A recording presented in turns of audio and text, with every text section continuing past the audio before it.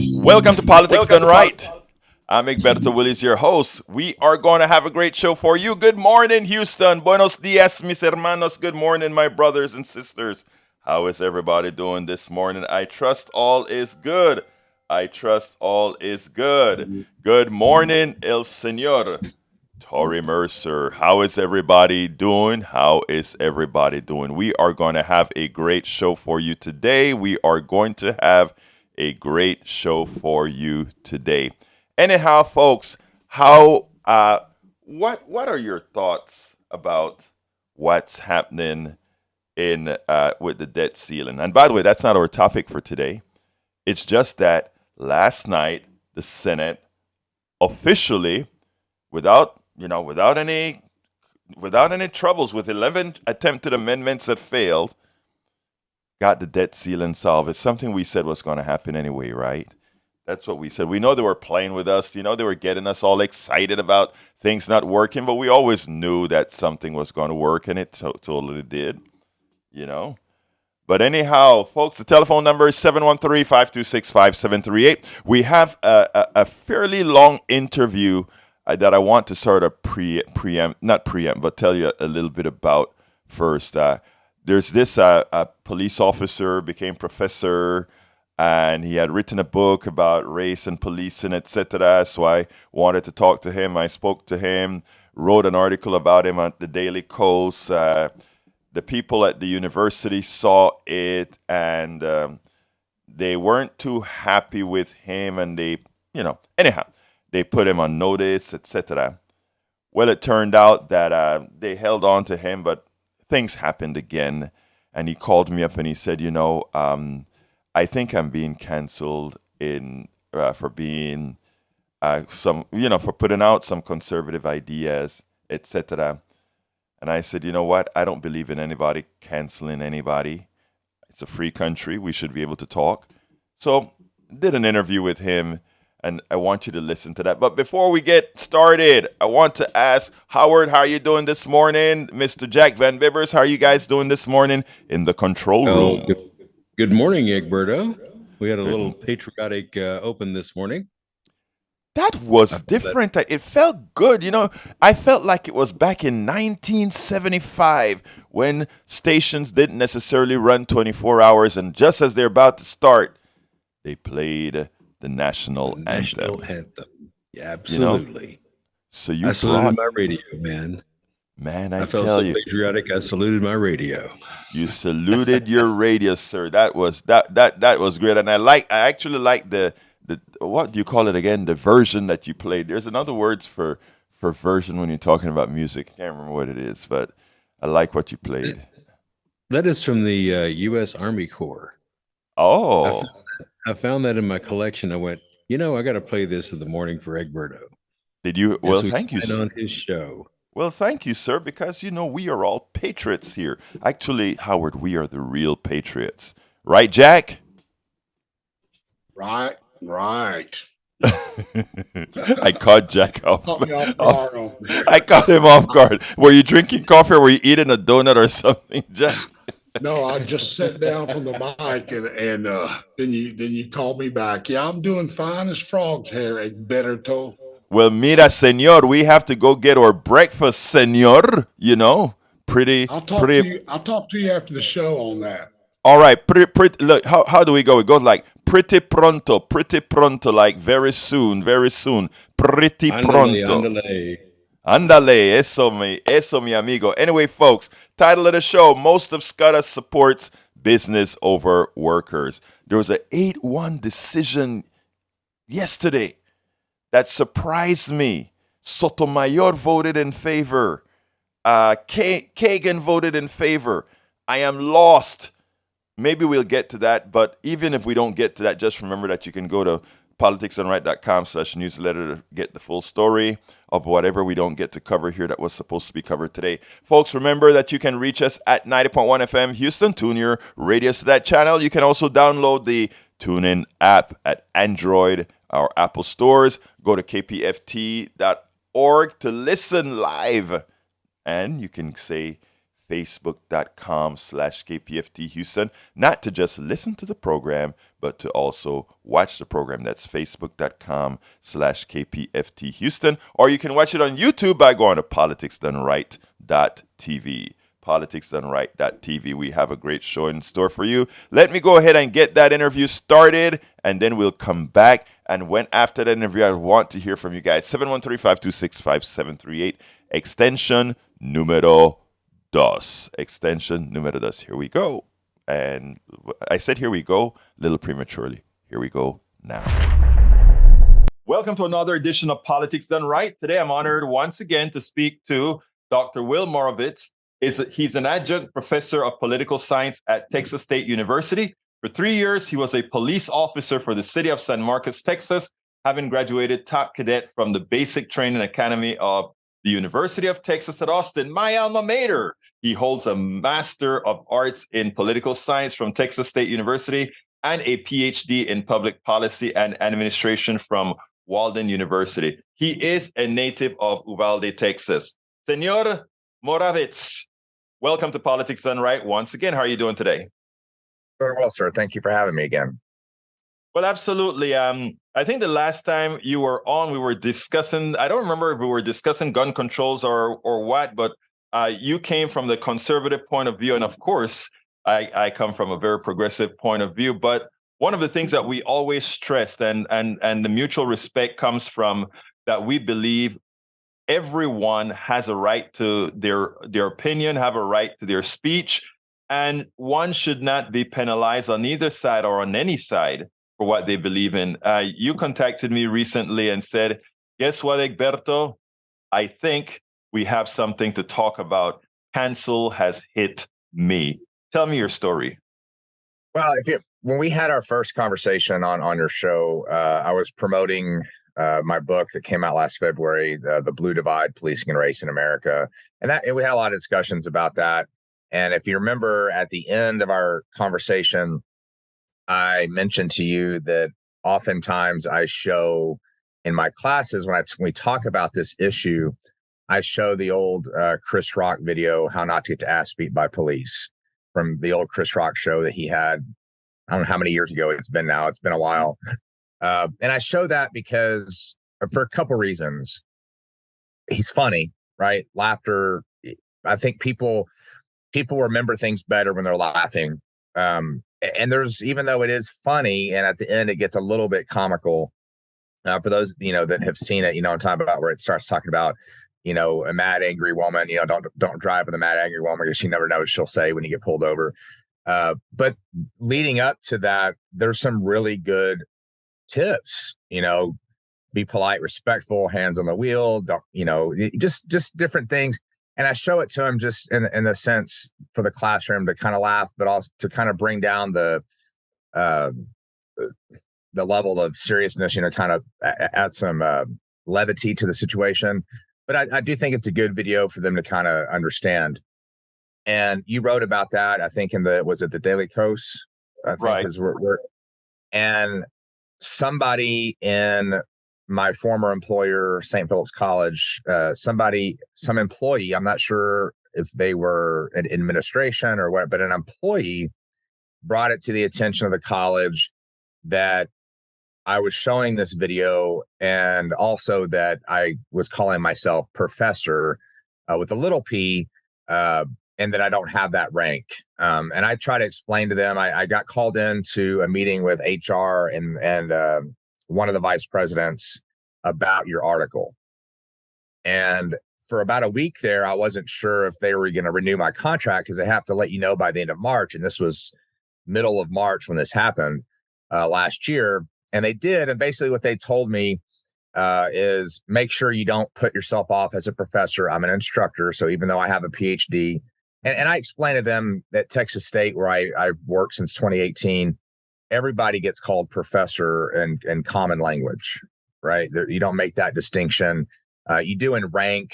For those of you who aren't familiar with how the college system works, you have instructor, assistant professor, associate professor, and full professor, and that's just your rank. But everybody, the students, you just say, "Hey, professor," that kind of thing. But the main issue was that I was showing this video in class. And they kind of were saying, did you get permission to show it? Is this something appropriate? And I was like, and my response was, well, these are college students. Black Lives Matter, police brutality are in the curriculum that this college chose for my class, or approved, rather, I should say that the professors chose the curriculum, but it's approved by the college. And so yeah, I think it is appropriate and what have you. And so they basically left it as, just be careful what you teach. And then doing my rounds with the promotion of the book, I got to know the national spokeswoman for the National Police Association. And in August, they had a booth at CPAC in Dallas. CPAC, of course, is a conservative political action conference. And they had a booth there, and they invited me to sit with them at the booth and sell my book and just kind of help them promote the National Police Association, and which is, nonprofit, to just kind of help out, police in various types of charitable ways and promoting good policing and things like that. And I jumped at the opportunity. I thought it'd be a great experience. I'd never been to CPAC, never thought I would go. I just, wanted to go and visit. And in the course of those 2 or 3 days that I was there, I took a couple of pictures of people. One that I was very proud of, I met Steve Williford, who those that follow mass shootings may remember. He was the Sutherland Springs man who stopped the shooting at the church in Sutherland Springs, where 26 people were murdered. And I put him up on my Facebook, right? And one of my colleagues is a friend of mine on Facebook, and she saw it. And when I went to work a few days later, another employee said, "Hey, be careful around this person, because this is what she texted me about you." And she showed it to me, and she was basically saying that I needed to be pushed out of the college because my views threaten democracy, that CPAC is a racist organization that promotes, racial purity and anti-democratic views. And the irony, of course, here, one of the things, the text message, and I was able to take pictures of these, mentioned that Viktor Orban spoke at CPAC, and he did. And the irony is, I didn't know who this person was. I mean, I know now he's the president or prime minister or something of Hungary, but I had no idea, or Turkey, Hungary, I had no idea who he was. But because I attended as a guest, I kind of got associated with him in that particular context. So I took those pictures and I kind of put them on my back pocket just in case something ever came up. And then a few months pass. I'm getting, again, during this time, I'm getting excellent evaluations of my teaching, all that kind of good stuff from my mentor and from my department chair. And then in February, I get called in for a meeting with HR and a vice president. And they tell me right away, there's been a complaint about you from a student. We don't know what the complaint is, but you're going to be put on paid administrative leave. And I was like, okay, well, can you tell me more? And it's like, no, the investigation should take about 2 weeks. You're going to get paid. You'll need to turn in your badge and your keys. And I was like, okay, when am I going to find out what the complaint is? They said probably by the end of the week or on Monday. And I said, okay. And I was told, I was like, okay, well, I need to go get some stuff from my office and I'll bring the badge down to you, because I didn't have my ID badge on me at the time. And they said, okay, well, I forget the sergeant's name, but the sergeant in the police department there for St. Philip's College escorted me. And we're walking out of the room, and I stop and I turn to him and I say, "Excuse me, sir, is this really necessary?" I said, I'm a former police officer. I'm not going to cause any problems. I'm just going to run up to my office, grab my bag and leave. And he said, "Well, I'll follow you at a distance." And I said, "Okay, that's cool with me." And so I go upstairs to my office, and it's locked. And so I unlock it. I get in there, and I'm gathering my things real quick. And then all of a sudden the door opens, and it's the police officer who had unlocked with the master key to unlock my door. And I was kind of shocked, because he said, he's going to follow at a distance. And then he follows me out very close by. And I kind of, under my breath was like, so much for following at a distance. Cause it was embarrassing, because everybody in my department's kind of looking around like, why are they escorting Moravits out, with the police officer? So I leave and I find out that the complaint is from a student in one of my small classes. It was for political science majors. And she was claiming that I had made very discriminatory and disparaging marks against the LGBTQ community, particular transgender people. And then a subsequent conversation that I'd actually called or said that this is why we need police brutality. And if you remember from our conversation, the last thing I would go out and say is, yeah, we need more police brutality. Right. And so this was, again, the February 9th is when it started. So very early in February, March 27th, I still had been on paid leave. So the 2 weeks turned into over a month. I had not been questioned yet by investigators. And I was notified that my contract would not be renewed and that I would stay on paid leave through the rest of the semester. Now, mind you, I had an extra class that was going to start at the 8-week mark that I didn't get paid for because I didn't start it. So that was about $3,400 right off the bat that I was losing. I had 5 classes scheduled for the summer. That's another over $20,000. So right off the bat, I'm like, well, that's $24,000 I've lost just like that. And they finally did interview me. And I explained to them that none of this was true. I had simply given the alternative viewpoint to gender affirming care, right? Because like we mentioned, I may be conservative, but I don't want my students to only hear the conservative viewpoint. I want to hear both. And so we talked about in the context of how culture is changing with the transgender movement. Because you remember 10 years ago, nobody talked like this, with the pronouns and things. It was very new.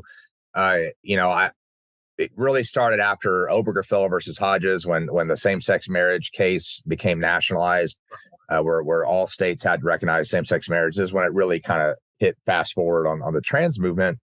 And I was just saying that, there's people who question whether or not biological males who have transitioned should compete in sports against biological women. I was like, there are people who have gone through the surgery and have now regretted it. And I was just pointing those things out. And I even mentioned, I'm not making a moral judgment. I'm just saying, but it didn't matter. Since the non-renewal, I have discovered I have 3 affidavits from students in the class, one a conservative, one a libertarian, black male, by the way. And that was, because of the whole police brutality accusation. And then one of them, a liberal student. And all 3 of them say that she's lying and that I was very respectful in class and just gave both sides of the issue. So I have that signed, notarized proof. One of these 3 individuals was interviewed by investigators at the college. So they knew back in February that the claims were false, but they still went ahead and got rid of me. I do have counsel, the Academic Freedom Alliance, an organization of professors and other individuals in higher ed from all different, political ideological backgrounds, are financing this lawyer. It's Michael Allen of the Allen Harris law firm in New England. And we've been trying to do mediation. That has not been very successful. So we are preparing a lawsuit for violation of protected speech and civil rights. Can't really speak much more on that because legal restrictions. But you'll actually I think get a kick out of this next part. So we had appealed the decision, and then once they were like, okay, they might be filing a lawsuit, their attorney said, okay, we're going to put the appeal on hold, and we're going to try to settle this outside of court. And this was in late April, early May that we started to try to do this mediation. And they kind of jerked me around left and right. But one of the things they made very clear to my attorney was reinstatement was not going to be an option. So at that point, I decide, okay, well, if reinstatement's not an option, I might as well go clean out my office, And so a nice lady from HR down at the district office, because for those of you not familiar with San Antonio, Alamo Colleges is 5 community colleges, and they're run by the same district office. And I was going to meet at my office in St. Philip's College at 11:30 on a Wednesday, 2 weeks ago yesterday. And I was going to meet with a lady from HR, and I was going to pack up my things and go. On my way down there was a concern, some kind of miscommunication about the process. And she's saying, they're going to have to pack up your stuff and take it to the district office. And I said, I don't really want them to do that. I don't know who's going to be packing my things. It's my belongings. I'd like to do it myself. I don't give consent. I'm already on my way and what have you. I had business in the area beforehand. So I get down to the parking lot and I text the HR lady and I say, hey, I'm here. Is there any way I can get my stuff? I just want to move on with my life and get my things. And I live 30 miles from the college, so I didn't want to have to drive another 60 miles round trip when I'm already there. So she's like, well, let me get a hold of the VP and just hang tight. We'll try to get this situated. And so I'm sitting there talking to a friend of mine who's a faculty member. And then the HR lady calls me back and says, hey, I'm still trying to get hold of the VP. Just hang tight. See if there's a police officer or somebody that might be able to let you in the room. And I was like, okay, well, look, I'll wait around for a few minutes and then I will, I'm thinking if I don't hear from you, I'll leave. So I go upstairs with my friend who's a faculty member, and there's 4 police officers waiting for me. And 3 of them surround me, one of them out in the hallway.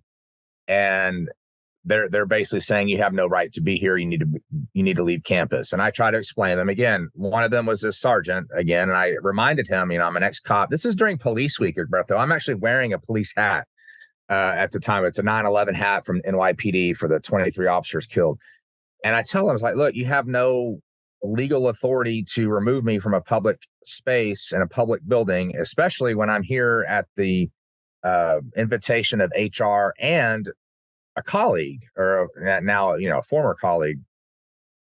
And we kind of go back and forth, and they're saying, no, sir. And I was like, look, you have no right to my property. I'm here to get my stuff. I'm waiting on a call from HR. And it was just this back and forth. And eventually they one of the vice presidents did arrive and say, you're not getting your things and you're going to have to go down. So they forced me back off campus, and I had to go pick them up, down the road of office, miles and whatever. And they watched me the whole time. And just like I expected, they didn't pack up everything. So I had to get them to mail me some more stuff later and, whatever. It just seemed like overkill. And my lawyer actually commented, like, well, at least now you know why some people think cops are dicks. And I was like, yeah, I get it. They're just doing their job, but it was kind of like, wait a minute. I want to interject right there. As I'm listening to you, right? You're a former police officer, and by the way, actually, you know what? I want to wait to end this story before I go further. So finish telling me the conclusion. So let's go and then I'll. Well, so I went and I met with the lady at HR down at a very nice lady, and she was apologetic for all the confusion. I said, what was the reasoning for the police to show up like I'm some kind of, threat or something? And she's like, I don't know, it was miscommunication, whatever. And so she was very, very nice, very helpful, and got my stuff, and I left. And now we thought we had a mediation date that didn't work out. And some other things happened back and forth between the attorney and my attorney that I don't want to get into, but it got to the point now where we're kind of putting a hold on the mediation thing, and probably going to be looking at filing an official complaint soon. But like I said, because of that, all the rules about legality, I can't really discuss more details about that just yet. But yeah, that's kind of where I'm at now. I don't know, what's going to happen with my future, my career. I don't know if I have to, what my prospects would be, if I'm going to have to uproot my entire family and move somewhere to find a new job. Because as you well know, there's not a lot. I mean, getting into higher ed is not the easiest thing in the world. There's just not a lot of jobs out there. And, Alamo Colleges makes up 5 of, I think, 17 colleges in driving distance from where I am. And then you look at a place like University of Texas, that's one of the top schools in the country. It's very difficult to break in, especially for someone like me who I got into higher ed in my late 30s. So I didn't, I'm kind of behind the curve. I don't have like a long history at my age of articles I've written and things. This is my second career or third career, really, if you consider I taught at the high school level. But you're also an author. You're also an author. Yeah. The book the book that started all is your article that got my article got you. I mean, my article got you a notoriety, brother. But it got me infamous at college. So thank you. Yeah. But let me just say, okay. So that's basically the story. Yeah, this is important. First of all, I want to ask you, and I'm going to be straight up with the answer. Is there some kind of a thing with regards to demeanor or whatever that I'm missing here, where you always come across to me very circumspect, nice, good attitude, etc.? Is there anything different how you came across in class when you were discussing transgender and all these issues, which we probably disagree on? Were you at least doing it from a respectful form, or did you do it like some of the what I will call the wackos on the right? Because it is legitimate to say in the transgender issue, I just don't understand guys who become women and are going to play sports and then be educated about it. That is something that we can discuss, but we have to open the door to have discussion. Were you somehow? Actually, the interesting thing is there were two occasions where the student said I made disparaging remarks. Both occasions were me answering a student question, a different student. So the first question, had to deal with a student. We were talking about the different responses to COVID and how red states reacted differently than blue states about, reopening and going back to school and things like that, right? And I mentioned a study, and I can find it. I have to go find it again, but I've read it. It's a study that shows that there's a correlation between being conservative and being less risk averse. Mm-hmm. And so they're making the argument that when you look at jobs that have a high risk of injury or death, like loggers, oil workers, military, police, fire, or whatever, that there's a disproportionate number of conservative minded or libertarian minded people in those professions. And so I was just maybe there's something to be said that the red states being more conservative or more willing to risk the COVID protocols. Right. And one student said, yeah, liberals tend to be more shy. And I was like, no, not really. I was like, we talked about, how whether it be the civil rights movement, whether it be the gay pride movement, this is the day one of Gay Pride Month. I just kind of use that as an example that these people, I would not consider them shy. They're very open about who they are and what they do. And the student kind of brought up the LGBTQ movement, and I just was making the comment that they're very expressive about who they are. I said you can look at a gay pride parade and see that they are not ashamed of who they are. And absolutely, they shouldn't be. Yeah, exactly.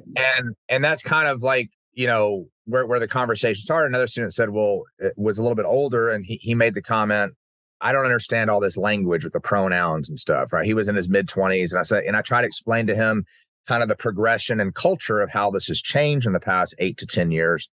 And when we got to talking about sports, I didn't even give my opinions. I was just telling people there's a swimmer named Riley Gaines who tied Leah Thomas, the Penn State swimmer who ended up becoming national champion. And Riley says that they took the trophy from her against Leah for the photo op, and then now she's going around fighting back and whatever. And I just mentioned some groups, and this particular student said, you are making a moral judgment. And I was like, no, this is my opinion. In fact, the irony of all this, Egberto, is that what I was telling the class were things that I had learned from a colleague of mine who is a member of the community and was letting me read books from the perspective of TERFs, right? Transclusionary radical feminists. It was like an eye-opening experience learning about you can go, I was told to go Google LGB, drop the T, right? And you've got on Twitter the Gays Against Groomers Twitter page, and you've got Fist and Wolf, which are lesbian feminist movements that are against the transgender kind of part of LGBT. And I was basically just trying to educate them that there are these other views out there. And they weren't even necessarily my views, right? I was just basically repeating things that I had been reading with my colleague. So no, it definitely was not something that I was like, oh, LGBT bad or anything like that. I mean, I have two former students of mine from high school that I love dearly that are female to male transitioners, and I never treated them any differently. And I have, like I said, I have 3 affidavits from students backing up what I just told you, that I was never demeaning to anybody and very respectful and all that. I get that. And again, the thing about it is I don't want anybody who talks to me catering whatever they're saying because they know that I'm this progressive guy. I don't believe in cancel culture. I don't believe in any of that. I believe in I can stand up on, when I say I'm talking about, I think the liberal movement, the progressive movement can stand up on what they believe in. And you as a conservative have to stand up on what you believe in. And then we can sit down and talk and argue points, etc. The reason I really wanted you on as well is when you sent me that email and said you think you've been, you have been unjustly relieved for something that you didn't do. I think I am not in agreement with that. If you have a conservative idea that you put out to your students, as long as you're not judging your student and grading them based on the things that you're saying, there's absolutely no reason for them to get rid of you for your job. Just like there is no reason for, I'm gonna tease you here, your buddy DeSantis to do what he is doing in Florida as far as penalizing teachers as they are in Florida for teaching Black issues, gay issues, and all these other things. I believe in the free expression of ideas. And I hope that in this happening to you as well, you see the merit in all of us being able to be free to express these things. Yeah, I think especially at the collegiate level, you should be challenged when you go to college. Yes. And you should. I mean, I remember as a freshman sitting in class in the 1996 and having my small little world that growing up in Uvalde and realizing that there's a whole bunch of different perspectives out there from what I experienced. And that's how you grow and how you get better. And I do try the best I can to present the progressive, the conservative, and the moderate in discussions. And one of the things I tell my students at the beginning of every class is I will argue against you, sometimes even if I agree with you, just to get you to think if other students are not jumping in, because I want the students to debate and I can facilitate. But sometimes, especially because most of the classes I teach are a lot of freshmen and they're big classes, like at Texas State. Sometimes kids, they're still a little nervous about speaking out in a group of 100 and something people and whatever. So sometimes I have to jump in. And I just tell them, I was like, look, most students your age lean left anyway. So I am going to just naturally probably argue the conservative side more often. But I have, one of my very conservative vocal students, one that actually gave the affidavit to me, I've spanked him down a couple times in class for arguments because I wanted him to think about from a different perspective. And that's why I read stuff by you and I read the Salon and Vox and different things, because I don't want to I want to be able to offer my students as much context and nuance as possible. That's why I disagree with some of my conservative friends that are like, CRT shouldn't be taught in college. It's and I was like, well, why not? It's a legitimate, critical theory is a legitimate thing. And if you're going to say, I don't want my kids learning about the 1619 project or whatever, then how can you go around and, because that's indoctrination, then how can you say that, if I get up there and all I did was teach the conservative view, how is that not indoctrination? Exactly. Right? You've got to be able to give as much sides and things like that. And so I'm very much in agreement with you there. Well, let me tell you this, and like I said, I want to before we close out. There's another thing that you said that really touched me, and that is how you felt when you were going to pick up your things and how you're a cop or you're a former cop, and how you felt with that guy behind you, how you felt with 4 cops surrounding you, how you felt with not looking through these other cops, not seeing through your eyes, these other cops not even giving you the time of day to express yourself. Do you see in a lot of ways how and you know how those who are in the presence of cops, how they actually feel and why they act the way they do many times? And you're a white guy, and you have to admit that you're a white guy. Yeah, and I interestingly enough, 3 of the 4 cops were minorities. Oh, well, maybe they were slapping. No, I'm kidding. Actually, let me just tell you something about the cops. No, wait, hold on, Bill. I want to say something first. I want to say something first. In as much as these were minority cops, I don't distinguish white cops from black cops because it's an institution that you've been there and you pretty much know that. Now, when it comes to if a cop makes a mistake, you know who's going to go down first. And if you look at the stats, you know who will go down first. But you felt that and I'm saying, think about those other people who lived that. And again, you were a cop. So, well, because I was a cop, I was able to, I wasn't angry at them. I wasn't, I didn't lose my cool because I knew how far I could probably push the issue before bad things happen. Yes. And again, I don't blame. Only 2 of the 4 actually spoke to me. The other 2 were kind of in the, just there, I guess.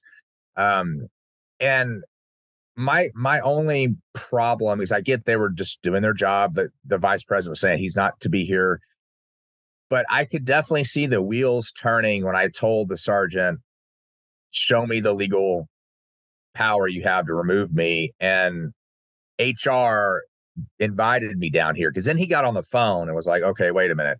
And that was good because sometimes when you see these viral videos when they challenge police, sometimes the cops get all pissed off, and they didn't. They were very professional. But I kind of knew from my experience how far I could push the envelope, and I wasn't being disrespectful. I was being a little bit, firm, but I was being professional because you'll see. I saw a video. Same guy did it in 2 different public buildings recently. He went in and was filming people in a government building, and the people were like, "No, you can't film in here," whatever. And the cop showed up, and the first cop was like, "Give me that camera. You can't be in here," whatever. And he was saying, "No, I can." He was signing the law. He did it at another building, and the cop knew the law and told the employee, "Sorry, it's a public place. I can't stop him from filming. He's not breaking the law. There's nothing I can do." And I think that's kind of a learning point that for a lot of cops in that situation is, be sure that you have the authority to do what you're doing, and don't let your personal feelings of somebody, cloud your judgment. But yeah, no, I mean, I definitely was aware of that. That's why I kind of felt like, hey, I've kind of been treating like a criminal when I wasn't doing anything wrong, yeah, for sure. So, I mean, and I think that's and look, I hope, first of all, I'm glad there are others that are going to see this, quite a few that are going to see this video and listen to the podcast and listen to your experience. But I also hope that that particular part of this experience that you had, I hope you can write about it. I'm going to have this out there as well, because I think it's not only a learning experience for the people who the police are going to be trying to engage, but also for police officers coming from another police officer and how you felt when you were surrounded by them, But anyway, give me a closer, because we kind of went a little bit over, but I always like talking to you. So give me a quick closer. Well, I just would say for those of you listening out there that if we want our education system to be a top-notch education system, if we want the country to be able to move forward and get along and actually have progress, we need to be able to sit down and have these discussions honestly and openly and not silence views. I believe this country is a marketplace of ideas. And if you're not going to allow certain ideas into the marketplace, that censorship, the way to defeat bad ideas is with better ideas. And I think that's what we should move forward to at all levels of education, but especially in higher ed. Dr. Will Moravits, thank you so kindly for spending some time here at Politics Done Right. And I wish you well. And like I said, I wish you well. They need to give you your job back. Well, I appreciate you having me on to tell my story, Egberto. I really do. Anyway, folks, I hope you enjoyed that. Okay, I see 2 calls on, but only one of them with a name on. So let's go ahead and take Kyle, line number 2. Come on in, Kyle. How are you doing? I am Kyle, doing you're on. well. Thank you very much, Mr. Egberto. Should I be talking to President Kyle? Yes, sir. This is him. All right, how you doing, President Kyle? Is there one thing you want to tell me before we go to the next? Well, yes, sir. I emailed you, and I would love to be more involved with the radio station and all I can do with the business. Well, good. You know what? We always like to have people who are willing to engage. And let me tell you how you can start engaging with the station. I'm pretty sure that you have people that you know around the city of Houston and around the Houston metropolitan area. Please be one of our ambassadors and let people know that there is a program, there's a station out here that promotes everybody, treats everybody equally, and respects everybody, and they should be a part of the team. They should listen to us. They should call us. They should do all of that. Is that okay with you, Kyle? I would do that, Mr. Egberto. I have been doing that, but I shall remain doing it. I appreciate that, sir. And you keep on doing what you do. And I thank you so kindly for being a regular listener of our show. All right? Thank you so much, Kyle. All right. Anyhow, folks, I hope you enjoyed that interview that I did with Dr. William Moravits, because it is something that, like I said, first of all, I felt a little bit guilty at first, because when I wrote the article about, when I interviewed him about his book, it got picked up, and I'm surprised that somebody at the university picked it up, and when they picked it up, they kind of didn't like some of the things that he said. I didn't think he said anything wrong. The guy is a conservative, etc. And we are all entitled to our beliefs as long as we respect everybody else. And everything that I know of him did just that. But anyhow, we continue here with the show. If you have any comments about the interview, please give us a call, 713-526-5738. Again, that number is 713-526-5738. Hit extension number 2 to get on air and talk with whatever you want to say. Let's go ahead and bring my good old brother and former engineer in the studio, the one and only Tori. How are you doing this morning, my brother? Tori, you're on. Tori hung up on us here. Oh, okay. He's going to have to call us back. Okay, great. Well, we're working on it right now. We'll wait to hear from Tori a little bit in a little bit. But anyhow, so the guy that I just interviewed, I thought he was a good guy. Okay, come on in, Tori. And Tori is back. Hello, Tori. Good morning, Tori. Hey, let me take you off speakerphone here. So, all right. I finally got up early enough to listen to your show. Fantastic. I don't know if you remember an old band from the 1980s from California, old punk rock band called the Dead Kennedys, but they had a song called California Uber All. And one of the lyrics is, here comes the suede denim leather secret police. They've come for you and your uncool needs.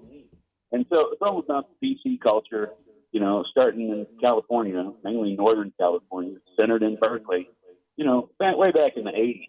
And I'm old enough to remember when Austin was not so PC.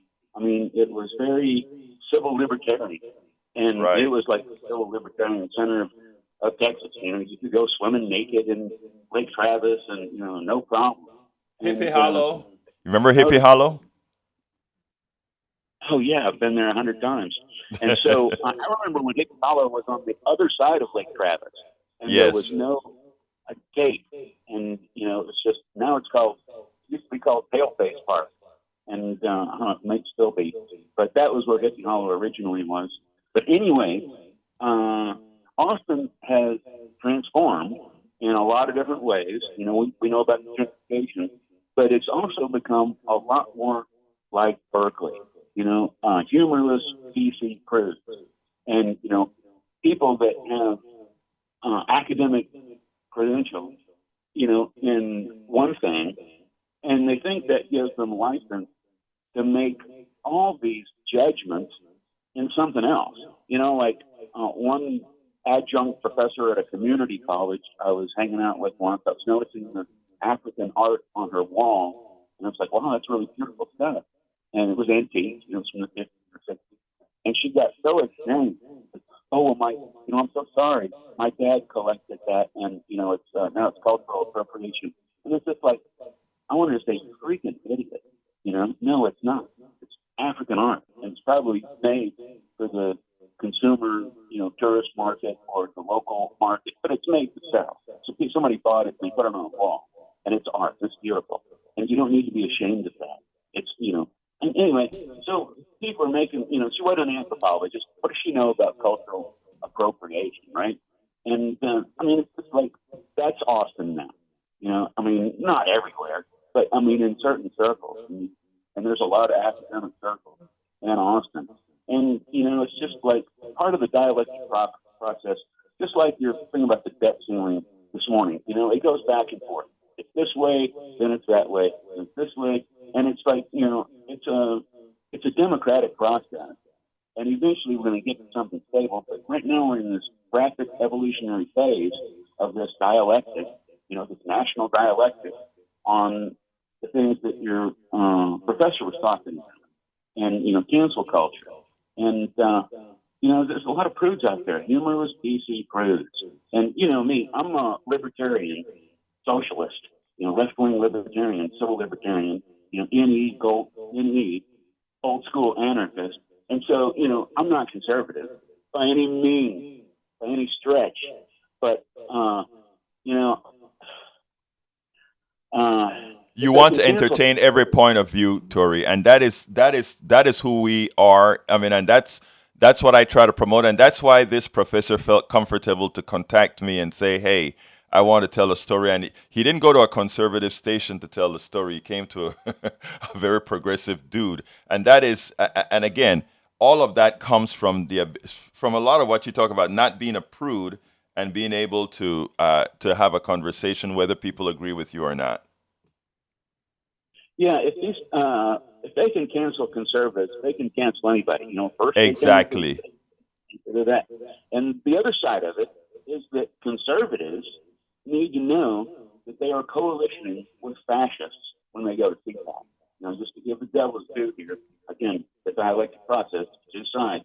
CPAC, it's not all fascist, but there's fascists there. And conservatives need to know who they're working with. The conservatives, back in the day of Barry Goldwater in 1950s, post-World War II, original conservative movement, these were World War II veterans. A lot of them might have been, conservative and reactionary to the point of being reactionary, and, most likely were. But, these are the guys that killed Hitler, and so, conservatives go up to a certain point, but they're not supposed to cross that line into working with Nazis and fascists, they were the first ones that went over and killed fascists, Absolutely. Well, again, I think it's important, the entire conversation, it's important for us to have that open conversation. Now, it is important also for us to call out. If you notice, our conversation with the former police officer and professor was pretty frank. I used what he said as sort of for him to entertain how, something as simple as how folks who are in the presence of police officers feel threatened. He got to feel, after being a cop, he got to feel what it was like. And I brought that out because conservatives in general don't see that picture until it happens to them, right? And if you notice, he was very cognizant of the entire issue. He was ready to say, yep, I see it. Yep, I see it. So just like you talk about being able to realize that conservatives need to realize that right now they are in alliance with fascists, and they need to get over it if their conservatism is going to be taken seriously. But anyhow, Tori, anything else you want to add before I move on to the next subject? You mentioned something about the dump truck drivers. No, not dump truck. It was concrete drivers. And Right. The Supreme Court. Right, And, that's what I'm about to talk about. Stopping work is one thing, and it's workers' rights to withhold their labor. But I think the reason why they've got a huge majority on the Supreme Court in this decision, because that went from withholding labor to coercion, because it became a threat to destroy equipment and material. I mean, You're talking about the concrete left in the trucks, right? Yeah, I mean, they should have said they were going to walk out and not show up and not drive before they loaded those trucks. Because, at the very least, there's an environment of, you got how many trucks full of concrete, and they got to dump it somewhere. I mean, that's just an environmental hazard if you don't have a driveway to pull. But that wasn't the case, though. That wasn't, I mean, again, on the outside, well, I tell you what, stay on the line and let me read this for you, because, and that is where we have to prevent the danger of misinformation in what the new Supreme Court, it was an 8-1 decision. And Justice Jackson, she is the one who came out and said, no, this isn't how it should be done. Let me read it real quickly. The U.S. Supreme Court on Thursday ruled 8-1 in favor of Concrete Company against its striking workers in a decision progressive advocates called de facto union busting. The lone dissenting voice was Liberal Justice Ketanji Brown Jackson, who argued that her colleagues overstepped their authority in siding with the company instead of deferring to the National Labor Relations Board. So I don't take any exception with what you're saying in that these guys decided to maybe, we don't know all the facts of the case, maybe destroy the property of the concrete company. What she is saying is, wait a minute, these disputes are normally, our precedent says these disputes are normally handled by the NLRB, not the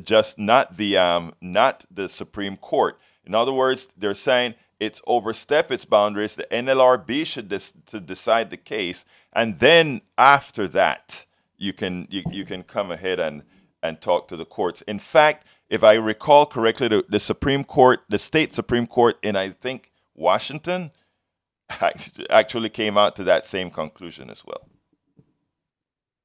Well, I mean, I'm just speaking to the facts that, these trucks were loaded with concrete, ready to go, and then the driver said, no, we're not going to do it. And so, either the concrete company has to give in to their demands, or they have to dump the concrete and clean out the trucks, because left in the trucks, it's going to ruin the trucks, and if they dump it, it's going to ruin the materials. And Tori, I want to disagree with you with something here, and then let's talk about it. And folks, I can still get one other call, 713-526-5738. Look, how comes when we are talking about issues that harm, the only harm that we generally have some sort of a sympathy for is on the corporate side? Aren't these companies harming the workers? Isn't that true? Well, you left one off. One is harm to the environment. I agree as well. I agree. But what I'm saying, I'm talking about the employee. Aren't the employee? In other words, we always give precedence. It seems to me that's my only concern. Look, for me, right here is not absolute right and absolute. I was in the wobblies. I'm believe in radical labor organizing, and I'm not against destroying equipment.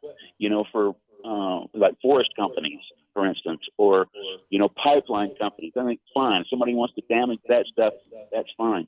But this isn't that kind of action. This is a simple labor action, and there's rules of the game. There's no punching under the belt, and withholding labor is legitimate. 100% of the time. But, coercion, whether it's from labor or management or police or government, coercion is what is bad. Okay, we're running out of time, Tori, but we're running out of time. But I want you to consider this and give me a call back when you wake up in the morning again to talk to me. All right, check this out. When you also agree that you can you can stop the pipeline and you can stop the trees, etc. That also is coercion. Sometimes coercion is what's used in activist movements to get things done, right?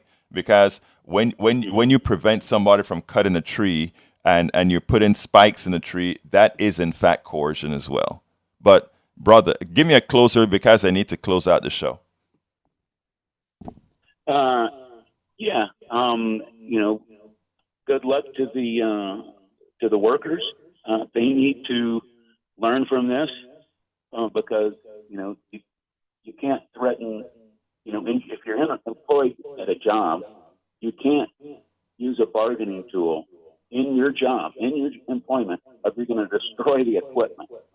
That's for an outside group. That doesn't want to. They don't want the driveways, and they can go destroy. No, you entered a new part when you said that's for an outside group. But anyway, I got to go, Tori. Look, thank you so kindly for coming on this morning with me, my brother. You take care, okay? Bye. All right. Anyway, folks, I hope you enjoyed what we spoke about today. Having Dr. William Moravits on. Also, with regards to the Supreme Court, while we didn't get to the full story of the Supreme Court, you can finish taking a look at that story at politicsdoneright.com/newsletter, politicsdoneright.com/newsletter. I got to get off of air and go do my spinning so that we can get some exercise so I can come healthy with you in the mornings again. Folks, if you want to talk to me about any of these issues by email, you can contact me at kpft@politicsdoneright.com, kpft@politicsdoneright.com. I enjoyed listening to my callers. I enjoyed speaking to Dr. Moravits. Howard and Jack in the control room, thank you so kindly for the hard work that you do every morning to ensure that we can give our audience a program. Thank you. Howard? Okay. Anyhow, folks, we got to get out of here. My name is Egberto Willies. This is Politics Done Right, and you guys know how I end this baby. I am what? Out!